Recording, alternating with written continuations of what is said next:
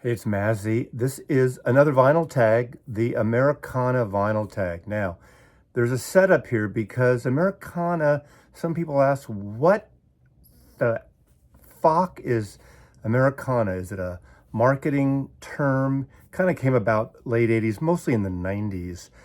And it's sort of a catch-all phrase, but actually it's a good way to put together several genres. It came about a lot of these newer, younger artists in the 1990s into the 2000s, out of the Southwest, out of during the South by Southwest shows that were happening, the music festivals that were happening in Austin, Texas, of course.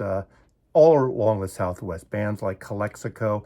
Then there were the bands even out of Chicago, Wilco, Jayhawks, Uncle Tupelo, not in that order, but that whole Tweety universe of artists, even from Canada, with bands that go back even further, the Sadies out of Canada. You could go back and put, you sort of swing back, and there are a lot of bands and a lot of artists that have now been lumped into the Americana phase that were really proto-Americana. But now we're getting into the deep dives. Graham Parsons and the Byrds and Neil Young in some form. Anything that related to folk, country music.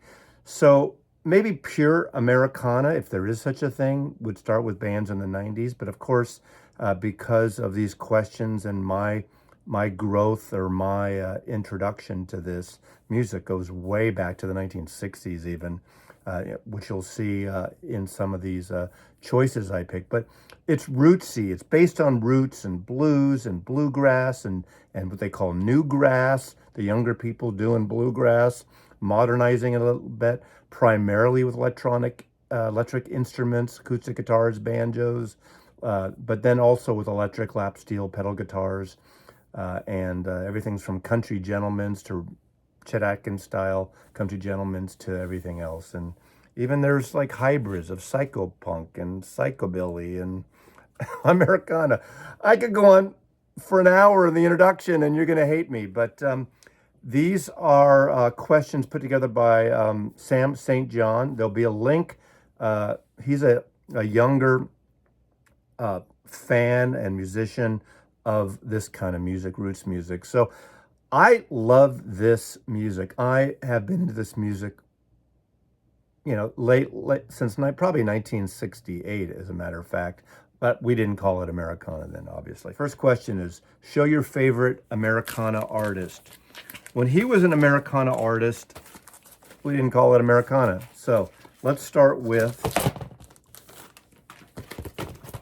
the Byrds, but it's not the Byrds, it's Graham Parsons. I'm choosing Graham Parsons. Tempestuous in some ways, flighty in other ways. Gets on with the Byrds on this album and really pushes them into a different direction. Of course, the Byrds already, with Roger McGuinn, were into the folk scene, the New York folk scene, and roots music. Chris Hillman, too, comes from that era and that style, I should say, of music. But this is the one that pushed it over. This record basically bombed. This same year, there were two amazing country rock, we call it now, and I'm calling it Americana records, that came out that did nothing. This and the Beau Brummels' Bradley Barn, with two of the Beau Brummels recorded in Nashville, outside of Nashville, in Owen Bradley's barn. But this brought, songs like the Louvin Brothers. This turned me onto real country. One of the bands that turned me on to real country. The other one I'm going to mention later that ironically turned me on to country music and now what we call Americana. But since we're going through this, I want to just show some other Graham Parsons thing. This is his band, the International Submarine Band, a one-off that was on Lee Hazelwood's label. This is a good record.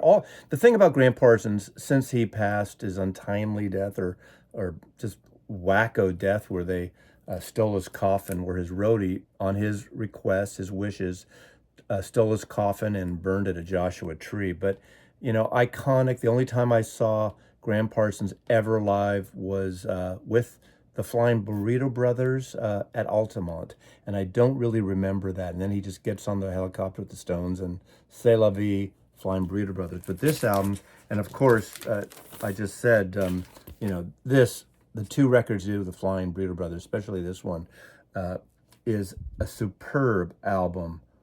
Flying Burrito Brothers. Look at those Nudie suits. Nudie out of LA would design these suits for a lot of country artists. But this is sort of the roots of Americana, having these young artists who come from the rock and roll folk scene get into crossover into country music. Important record. And of course, the record that he finished but came out posthumously is one of my favorite records of all time. 50 years ago this year is A Grievous Angel, is Graham Parsons with Emmylou Harris. And this record turned me on to Emmylou Harris, which I will mention a little later. Show an album with a banjo on the cover.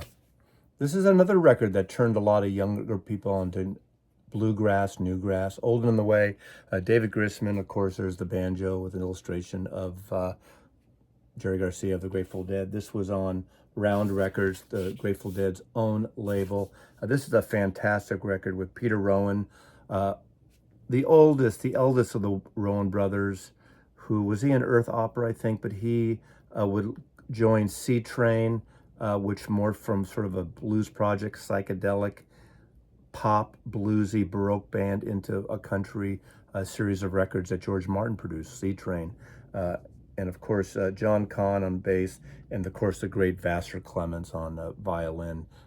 Bluegrass, newgrass, Old and the Way. This really, really crossed over. Fortunately, in the Bay Area, Jerry Garcia was playing all around. When the Grateful Dead weren't playing, when he was in town, he would find a club, there's a venue, and I would see Old and the Way in various configurations of Jerry Garcia and friends, Merle Saunders, play around countless times in the Bay Area.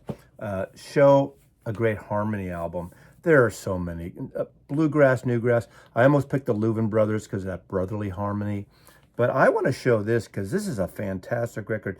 This was a live event celebrating the movie Inside Llewyn Davis. That's the Coen Brothers film that's sort of loosely based on Dave Van Ronk's life.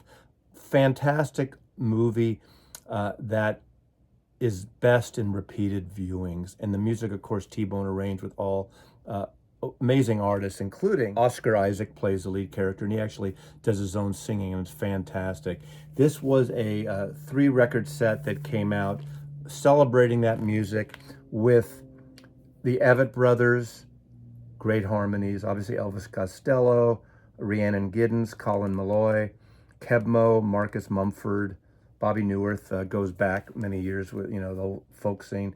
Dave Rawlings' Machine, of course, his records alone are great, and with Gillian Welch are fantastic. Jack White, Gillian Welch is here. Adam Driver and Oscar Isaac, produced by T-Bone Burnett. The harmonies on some of this, the Milk Carton Kids are on here.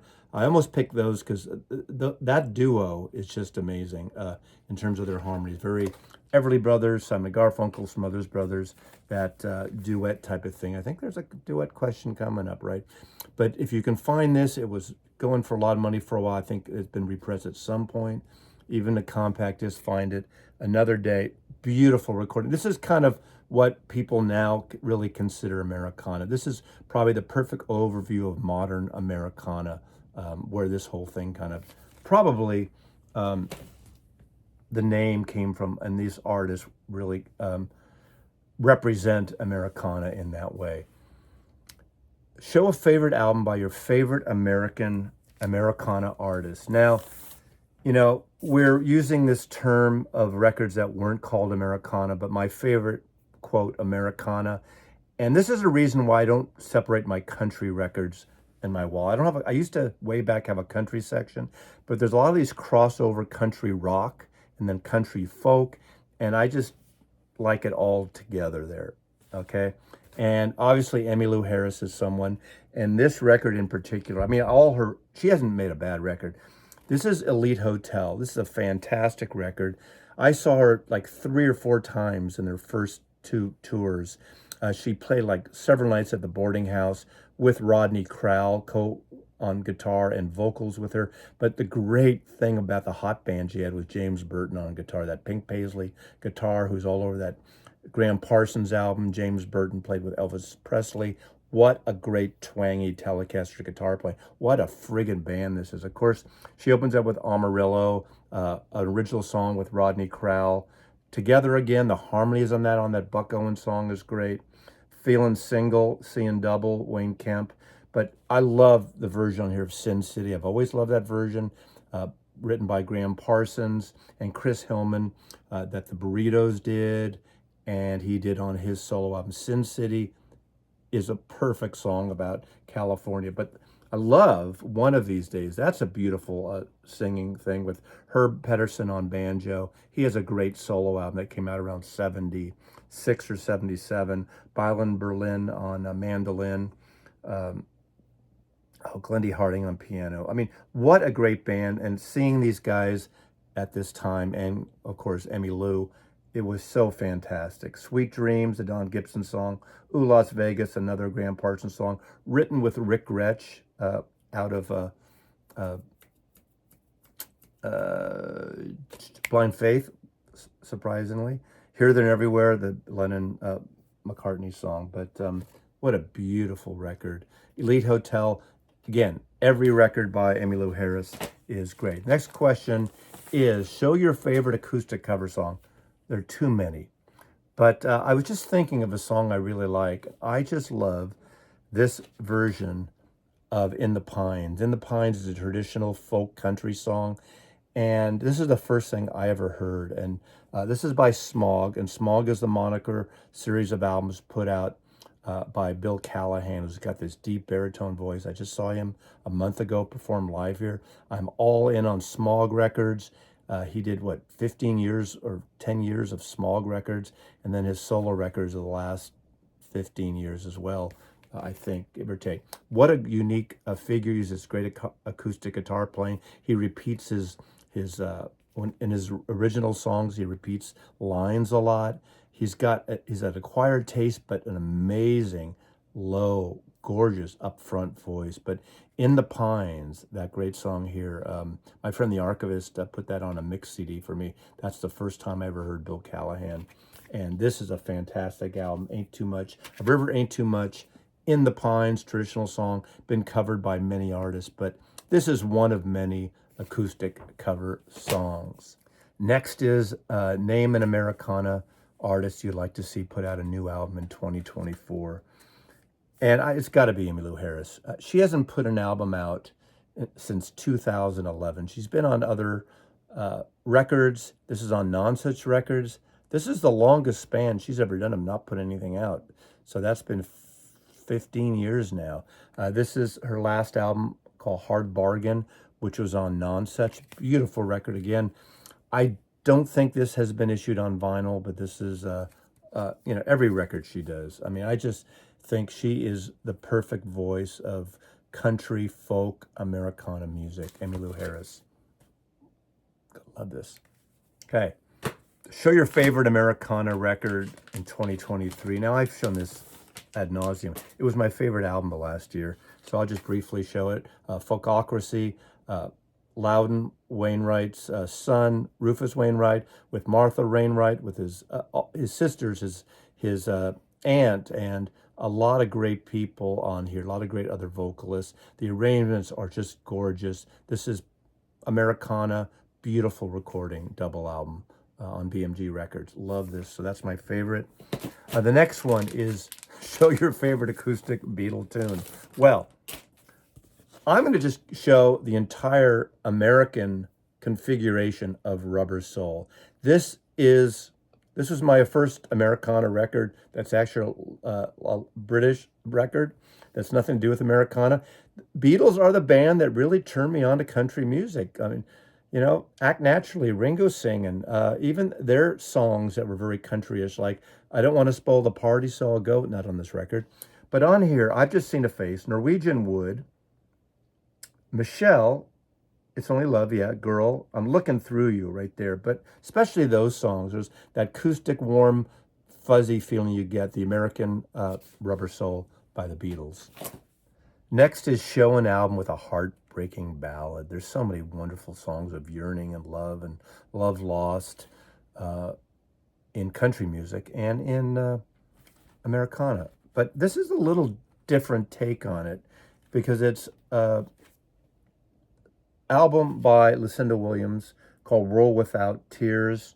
Right away, that song, that title could give it away too. But the song on here is called Righteously, and Righteously almost has this, like, the closest thing she would do to hip hop. It's not hip hop at all, obviously, but it has this, you know, all this stuff you're doing to her. You're doing all this stuff to her. You're breaking her heart. You're just walking out. All those things you promised me, you do to me. Righteously, I just put on and listen to John Coltrane. Righteously, that sounds nothing like Lucinda Williams. You don't have to prove your manhood to me constantly. I know you're the man, can't you see? I love you righteously. Why you want to diss me after the way you've been kissing me? All those pretty things you say and the love we made today.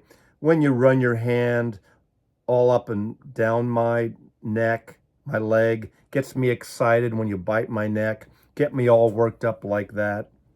You know, it goes on from there. I mean, this guy just loved her and left her, basically. Righteous, and that's kind of a heartbreak song if there ever is one. Lucinda Williams on Lost Highway Records.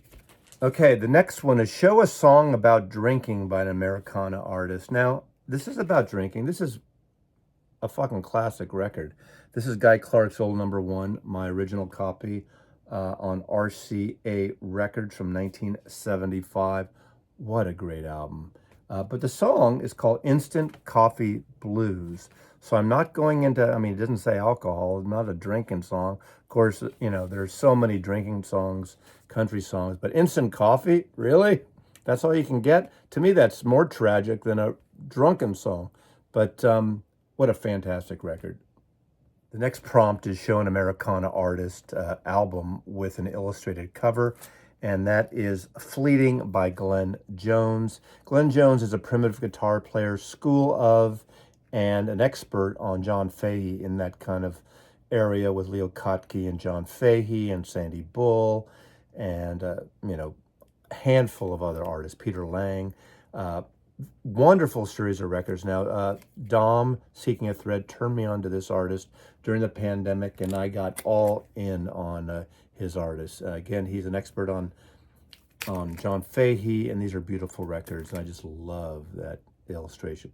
Next question is Show an Acoustic album by traditionally a non-acoustic artist. Now, some people may not even know this artist, and this is Dino Valenti. And Dino Valenti, if you do know him because of his rock and roll leanings, he came on board on the fourth album of Quicksilver Messenger Service out of San Francisco, and after Shady Grove. He was originally in Quicksilver.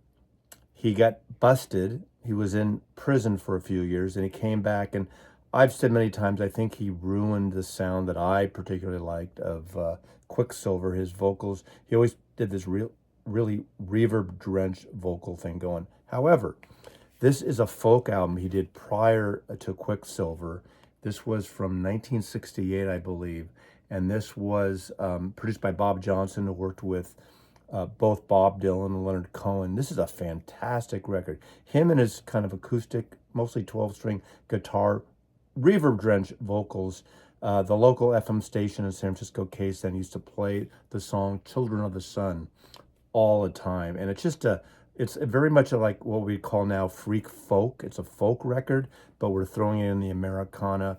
And this had been reissued at one point in mono. This is my original stereo copy, and it's wonderful. There's a version of Me and My Uncle, a song covered by so many artists, including the Grateful Dead.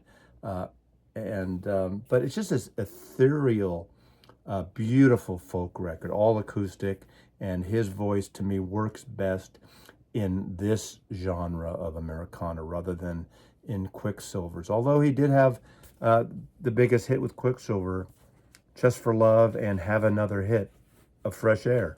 So that's my choice right now. Next, Show an Americana supergroup. Right away, I thought of not the Highwaymen or Highwomen, but I thought of Trio, this wonderful supergroup with Dolly Parton, Linda Ronstadt, and Emmylou Harris, made 2 records. This is an expanded version with some outtakes on it that came out some years ago. But I just love their vocals together. I'm a huge Linda Ronstadt. I'm a huge fan of all 3 of these women, and putting them together, they made some wonderful music, definitely. And there's actually a record that I don't think is on vinyl either. Linda Ronstadt and Emmylou Harris made a duet record together, and if that ever comes out, or if it hasn't come out yet, it should be reissued on vinyl. That's one of those records probably only came out in Europe. Show an American artist you never got to see live, Uncle Tupelo. Anodyne, this is a wonderful record, of course. A supergroup that morphed into all these other, not really a supergroup, but a group that was sort of the genesis of the seeds of all these other alt country, that's another word, but Americana groups on here. Jeff Farrar, of course, Jeff Tweedy, who would later go on to form Wilco. Max Johnson and Kevin Coomer. Never saw Uncle Tupelo. Next prompt is show an Americana artist you want to see live that you haven't before. And I'm going with Gillian Welch and David Rawlings. I love this duo. I have all their records, I believe, between vinyl and CDs. They do excellent issues. This came out, I think, right in the beginning of the pandemic. But what a beautiful voice. And, of course, her voice was all over "Oh Brother, Art What Thou," the soundtrack. What thou? Where art thou? That's a mouthful. But beautiful records and well done issues on vinyl. Love that. And then what's the Americana artist you've seen the most? And it's got to be, I was trying to think of this because, I mean, there are artists that I could have put in other categories or pulled from other categories, like the Grateful Dead, when they do their acoustic work. There's probably others, but off the top of my head, in terms of the last 25 years, it's got to be the Jayhawks, because I've seen them about 10 to 12 times, and love the Jayhawks. I love the vocals, and I love that they backed Ray Davis of the Kinks on his 2 Americana solo albums, literally called Americana Volume 1 and Americana Volume 2. The Kinks going back. I mean, Muscle Hillbillies. Maybe we can stick that in Americana, British meets Americana category, but the Jayhawks. The next one is your favorite Americana duet. Well, in terms of now, I'm going to pick the Milk Carton Kids. I've seen them 3 times live. I love their irreverent, in a bit Smothers Brothers-like comedy, but they're so good together. They're beautiful harmonies, a la Simon and Garfunkel, Everly Brothers, Louvin Brothers a little bit, but more on the folk side of Americana, and just wonderful live performance here. The Milk Carton Kids, I could pick the Louvin Brothers if I'm really going back and that brotherly harmony, but I just love them. Next prompt, I'm not going to do. I'm going to change it. It says name 5 lesser-known Americana artists. I'm not quite sure if I have 5 off the top of my head. I love new artists. I love Americana and new people getting into that genre. I'm not as well versed as some others on that. And I think some of them are too earnest in their songwriting, a little too serious. Not that they have to be funny, but and I'm going to show one of my favorite retroactively Americana artists, and that is Gene Clark, another original member of the Byrds, the songwriter, the guy that got the first sports car because of his publishing, because the rest of the band didn't, because they weren't really writing. They were covering, as we know, those great Bob Dylan songs, Miss Tambourine Man, and of course, Turn, Turn, Turn from the Book of Ecclesiastes with lyrics by Pete Seeger. But to me, he leaves the Byrds in '67 after he writes 8 Miles High. And the irony is he leaves the Byrds partly because he's afraid of flying. So you're in a band called the Byrds and you don't like to fly. But this, he did an album with the Gosden brothers, Vern Gosden, which is great. This is his first solo album on A&M Records. Beautiful song called Spanish Guitar on here.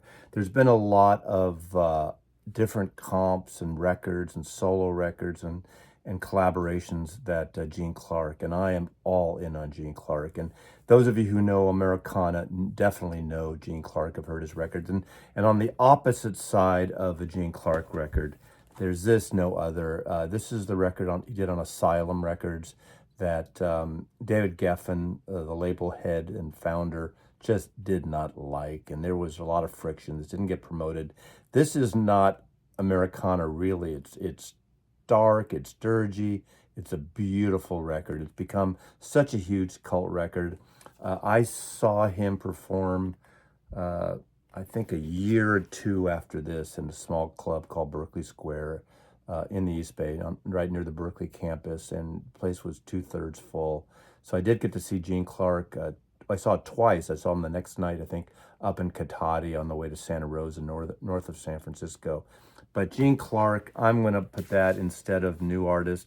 New artists deserve it. There are other people who do this thread that will showcase that. But I just couldn't get through this Americana retroactively without talking about the other bird, Gene Clark. Next question is, show the first Americana record you bought. Again, retroactively, I have to present this because these two albums from 1968 are probably the first country rock records. We didn't even call them country rock then right away, but I already showed you Sweetheart of the Rodeo. I don't have to say any more about this. But that same year, Bradley's Barn came out. This was the Beau Brummels who had really were the answer to the Beatles in '64 with Laugh, Laugh out of San Francisco. But the two main writers and singers, Sal Valentino and Ron Elliott, went to Bradley's Barn outside of Nashville and had this produced by Lenny Waronker, the Warner Brothers A&R staff producer. This is a lovely record. Rhino Handmade put out an expanded version of this. Renat Groove did a vinyl version of that.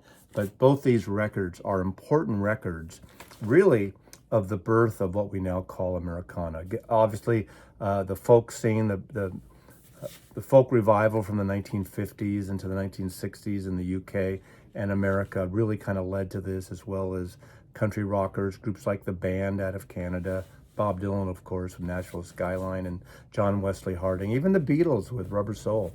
It all contributed to this rootsy, kind of bluesy folk stylings. But Americana is amongst my favorite music in all the iterations of it.